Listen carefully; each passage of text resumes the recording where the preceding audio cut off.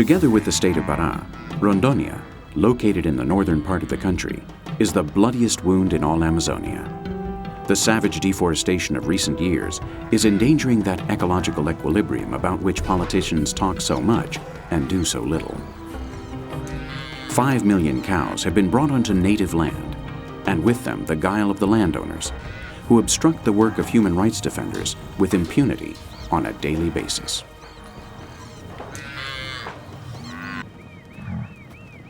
Many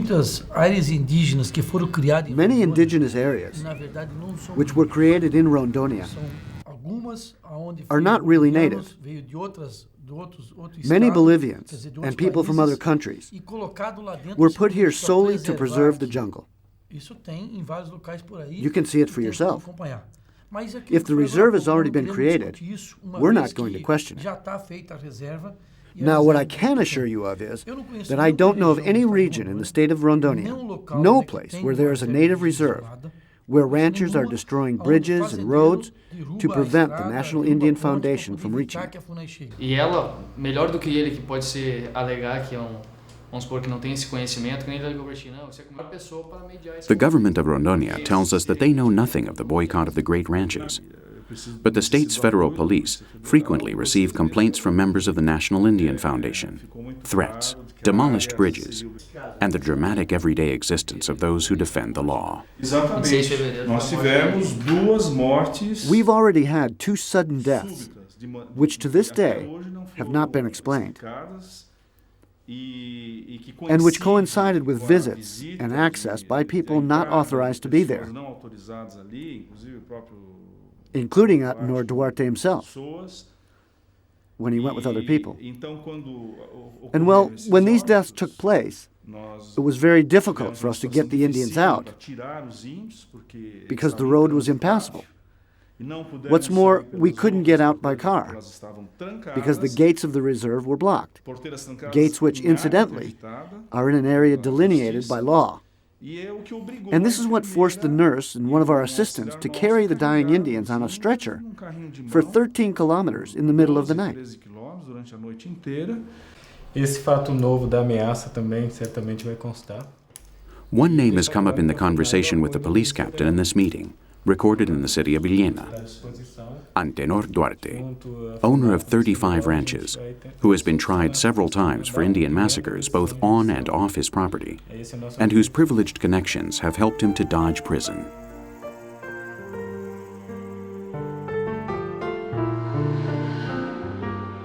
In this recent report, we read what many other times before has been the precursor to murder. Words addressed to a National Indian Foundation worker in a menacing tone. You will see what will happen. Antenor Duarte. What does that name mean to you? Very bad. Too much. He is one of the most evil landowners in the state of Rondônia. He kills, and nobody says anything.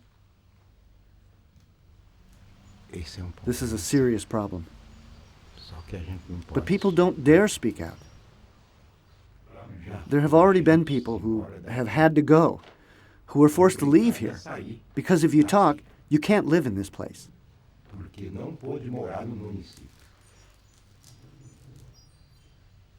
His gunmen won't give you a moment's rest until you go.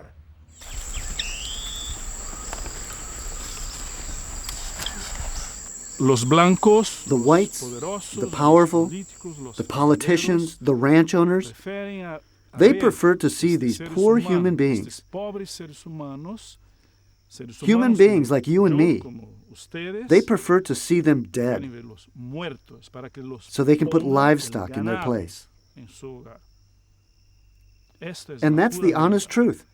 The honest truth. And all of this is in the name of progress. But for us, it's a giant step backwards for mankind.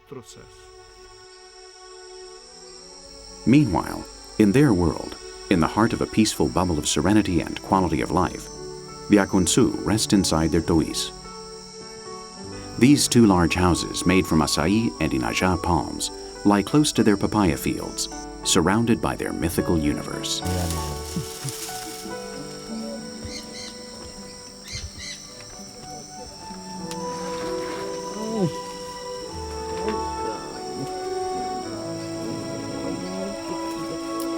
In one of the houses live Uruku and her son Pupake.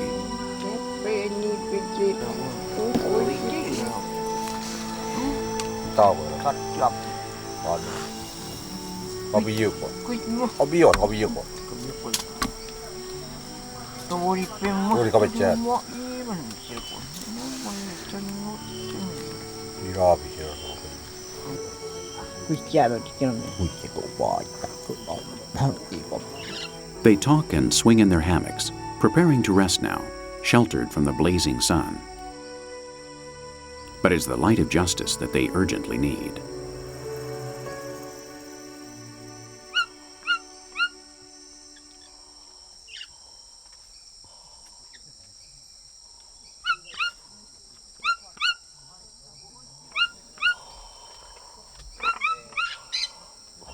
The other hut, located opposite, is the house of Kunibu, his two wives, Tierui and Pugapia,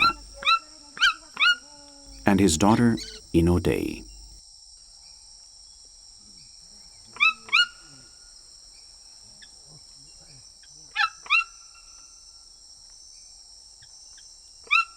Here they also observe the siesta, that universal restorative ritual which some believe to have been patented by Spain.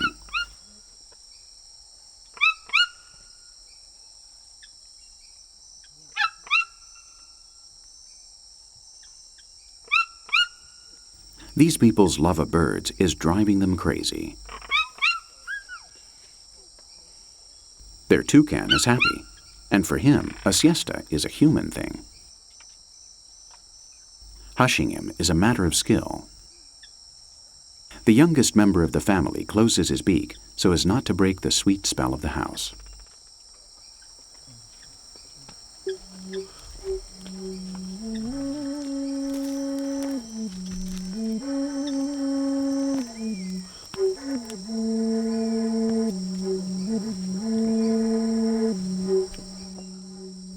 The fluty sound of the matete transports us.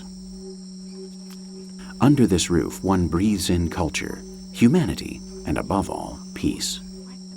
How is it possible for the government responsible for a civilized country like Brazil to permit these people to be killed with impunity? And how is it possible that in the 21st century, the rest of the international community looks the other way?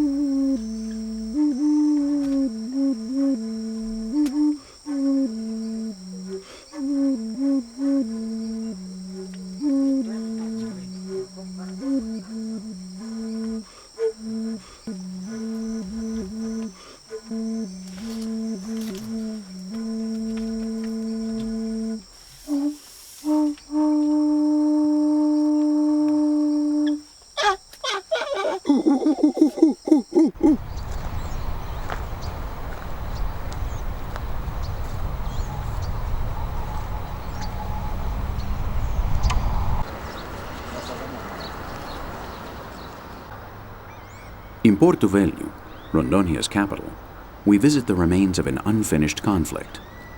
Locomotives, rusty and ruined railroad cars from a railway that was designed to conquer new horizons and deflower the jungle.